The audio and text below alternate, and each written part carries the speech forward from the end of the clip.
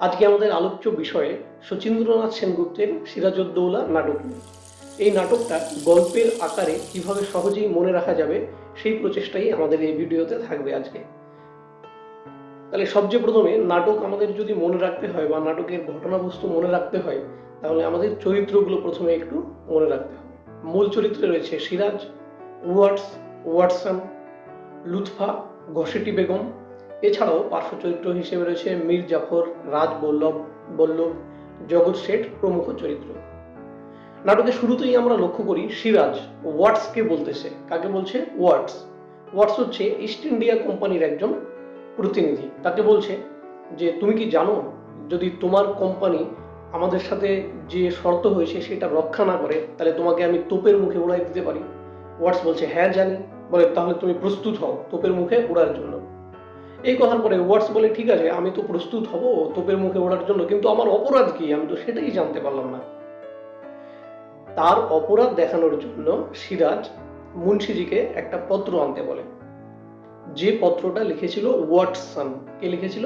Watson পত্র লিখেছিল ওয়াটস, যে সে আরো সৈন্য এবং জাহাজ পাঠায় দেবে এবং বাংলায় এমন আগুন জ্বালাবে যে সেই আগুন গঙ্গার সমস্ত জল দিয়ে নেভানো যাবে। আর এই চিঠির প্রত্যুত্তরে আবার ওয়াটস লিখেছে ওয়াটসনকে যে এখন কলকাতা আক্রমণ করা বুদ্ধিমানের কাজ হবে না, চন্দননগর আক্রমণ করাই শ্রেষ্ঠ হবে। অর্থাৎ সিরাজ ওয়াটসকে এটা প্রমাণিত করে দিল যে ওয়াটস সিরাজের রাজদরবারে থেকে ইস্ট ইন্ডিয়া কোম্পানির লোকেদের হয়ে সিরাজের রাজ্যের বা শাসন কার্যের পতন সাধন করতে চাচ্ছে। ঘটনাটা বুঝতে পারলে আসলে ব্যাপার হয়েছে যে ওয়াটস ছিল সিরাজের রাজদরবারে ইংরেজ কোম্পানির সঙ্গে তাদের শর্ত ইত্যাদি যাতে রক্ষা করা হয় সেই জন্য। কিন্তু ওয়াটস কি বলতেছে যে সিরাজের রাজদরবারে থেকে তারই বিরুদ্ধে ইস্ট ইন্ডিয়া কোম্পানির হয়ে চক্রান্ত করেছে। এরপরে সিরাজ ওয়াটসকে জিজ্ঞেস করে যে তুমি জানো এর শাস্তি কি? ওয়াটস বলল হ্যাঁ, আপনি আমাকে শাস্তি দিতে পারেন, আর আপনি যদি আমাকে শাস্তি দেন তাহলে আমি একটা কথাই বলবো, যে আমি কেবলমাত্র আমার ডিউটি পালন করেছি। এই কথার পরে সিরাজ অত্যন্ত রেগে যায় আর তাকে বলে যে তুমি এখনই আমার দরবার ত্যাগ করে চলে যাও, আর ভবিষ্যতে যদি কোনোদিন কোনো ইংরেজ কোম্পানির কোনো সদস্যকে আমার রাজদরবারে আশ্রয় দিই তাহলেও কোনো সচ্চরিত্র ইংরেজকে দেব, তাও এখন না। এটা বলার সঙ্গে সঙ্গে রাজবল্লভ হঠাৎ করে কিছু বলতে যাচ্ছিল। রাজবল্লভকে সিরাজ দাঁড় করিয়ে দিল, বলল একটু অপেক্ষা করুন সত্যশ্রী রাজা। তারপরে তিনি কথা বলার সুযোগ দিলেন মসিয়ালাকে। মসিয়ালা আরেকটা চরিত্র। মসিয়ালা ছিল ফরাসিদের প্রতিনিধি। মসিয়ালা আসছে সিরাজের কাছে সাহায্য চাইতে। কেন সাহায্য চাইতে আসে? ইতিপূর্বে ওই যে ওয়াটসন চিঠিতে লিখেছিল যে চন্দননগর আক্রমণ করা শ্রেষ্ঠ হবে, ইংরেজরা ঠিক তাই করেছে, চন্দননগর আক্রমণ করেছে আর সেটা দখলও করে নিয়েছে। আর এখন মসিয়ালা অর্থাৎ ফরাসিরা চন্দননগরের যে কুটিরে ছিল সেই কুটির সমস্ত কিছু ছেড়ে দেওয়ার জন্য বলেছে। আর মসিয়ালা তাই সিরাজের কাছে সাহায্য চাইতে আসছে।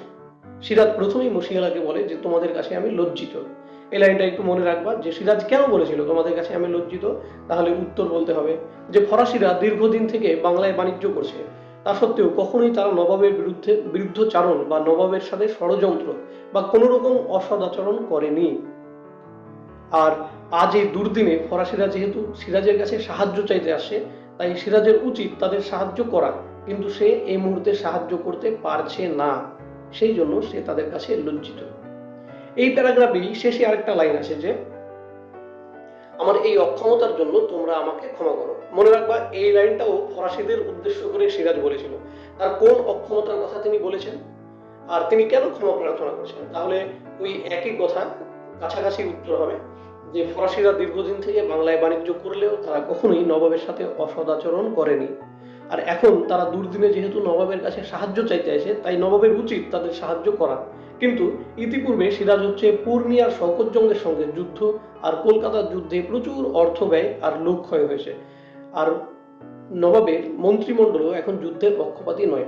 তাই সিরাজের মনের পূর্ণ সহানুভূতি থাকা সত্ত্বেও সে ফরাসিদের সাহায্য করতে পারছে না, আর তার এই অক্ষমতার জন্যই সে ক্ষমা প্রার্থনা করেছে। তাহলে হয়ে গেল ওয়াটসের প্রসঙ্গ, আর ওয়াটসন প্রসঙ্গ হয়ে গেল, আর মসিয়ালার প্রসঙ্গ হয়ে গেল। এখন আমাদের আরো কয়েকটা চরিত্র রয়েছে বেশ ইম্পর্টেন্ট। তার মধ্যে সবচেয়ে প্রথম যেটা মনে পড়ে সেটা হচ্ছে ঘসেটি বেগম। পার্শ্ব চরিত্র হিসেবে শওকত জঙ্গের নাম আসে, লুৎফা চরিত্র সম্বন্ধেও আসে। আমরা প্রথমে ঘসেটি বেগম নিয়ে আলোচনা করি। এই ঘসেটি বেগম ছিল সিরাজের মাসি, সম্পর্কে মাসি। আর ঘসেটি বেগমেরই একজন পালিত পুত্র ছিল যার নাম হচ্ছে শওকত জঙ্গ। তারা পূর্ণিয়ায় শাসন কার্য চালাচ্ছিল, আর মতিঝিল বলে একটা জায়গায় তাদের রাজধানী ছিল। সিরাজ ঘটনাক্রমে এটা জানতে পারে যে তার মাসি ঘসেটি বেগম তার সিংহাসনের বিরুদ্ধে চক্রান্ত করতেছে, এবং সাথে সাথে শওকত জঙ্গ এটা প্রচেষ্টা করতেছে যে সিরাজের সাম্রাজ্য যেন ধ্বংস হয় আর শওকত জঙ্গ যেন সিরাজের সিংহাসনে বসতে পারে। এই খবর জানতে পেরে সিরাজ অত্যন্ত ক্রুদ্ধ হয় এবং সৈন্য সমাবেশ ঘটিয়ে শওকত জঙ্গের সঙ্গে যুদ্ধ হয়। আর এরপরে এই যুদ্ধের ফলে শওকত জঙ্গ মারাও যায়। শওকত জঙ্গ মারা যাওয়ার পরে যথারীতি তার রাজ দরবারে রাজধানীতে যত কোষাগার ছিল, কোষাগার সমস্ত কিছু লুণ্ঠন করে, আর সাথে সাথে ঘসেটি বেগমকে মুর্শিদাবাদে তার রাজধানীতে নিয়ে আসে। তবে ঘসেটি বেগমের প্রতি সিরাজ কখনোই অসদাচরণ করেনি, কারণ সে তাকে মায়ের মতোই স্নেহ করত। কিন্তু মনে রাখতে হবে যে ঘসেটি বেগম যেহেতু শওকত জঙ্গকে তার নিজের ছেলের মতো মনে করতো আর তার পালিত পুত্র ছিল, তাই সে মনে মনে চাইতো যে শওকত জঙ্গ মুর্শিদাবাদে এসে সিংহাসনে বসুক। কিন্তু সে সিংহাসনে তো বসেইনি, বরং সে যুদ্ধে মারাও গিয়েছে। তাই ঘসেটি বেগম প্রত্যেক মুহূর্তে সিরাজের সাম্রাজ্যের ধ্বংস প্রার্থনা করত। আর সে চাইতো যে শওকত জঙ্গ যেরকম যুদ্ধে মারা গেছে, সিরাজ যেন সেরকম যুদ্ধে মারা যায়। আর ঘসেটি বেগমের মনের এই যে প্রতিহিংসা পরায়ণ ভাব, এই প্রতিহিংসা পরায়ণ ভাব সবসময় লক্ষ্য করতে হচ্ছে লুৎফা। লুৎফা কে ছিল? লুৎফা হচ্ছে সিরাজের স্ত্রী ছিল। আর লুৎফা ঘসেটির এই প্রতিহিংসা পরায়ণ মনোভাব দেখেই সে একটা মন্তব্য করেছিল যে মহারাজ, ওর সঙ্গে থাকতে আমার ভয় হয়। ওর নিঃশ্বাসে বিষ, ওর দৃষ্টিতে আগুন, ওর অঙ্গ সঞ্চালনে ভূমিকম্প। ওকে আপনি ওর রাজ দরবারে পাঠিয়ে দেন। এরপর দেখা যায় ঘসেটি বেগম যে প্রতিহিংসা পরায়ণ, তাও তার বিভিন্ন কথার মধ্য দিয়ে প্রকাশিত হয়। একসময় তাকে সিরাজকে বলতে শুনি, সে বলে যে আমার রাজ্য নাই, আমার কাছে রাজনীতিও নাই, আছে শুধু প্রতিহিংসা। সাথে সাথে সে আরো বলে যে শওকত জঙ্গ যেরকম যুদ্ধে মারা গেছে, সেরকম একদিন এই সিংহাসন টলে পড়বে, আর একদিন শওকত জঙ্গের মতো সিরাজকে কেউ সিংহাসন থেকে এ অব্দি বলে দাঁড়িয়ে যায়। পেছন থেকে লুৎফা আসে, বলে মা, তোমার মুখের ওই কথা শেষ করো না।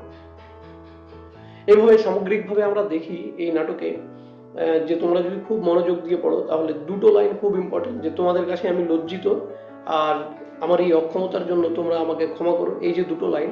আর সাথে সাথে যে ঘসেটি বেগম সম্পর্কে যে লাইনগুলো আছে, যে বললাম ওর নিঃশ্বাসে বিষ, ওর দৃষ্টিতে আগুন, ওর অঙ্গ সঞ্চালের ভূমিকম্প।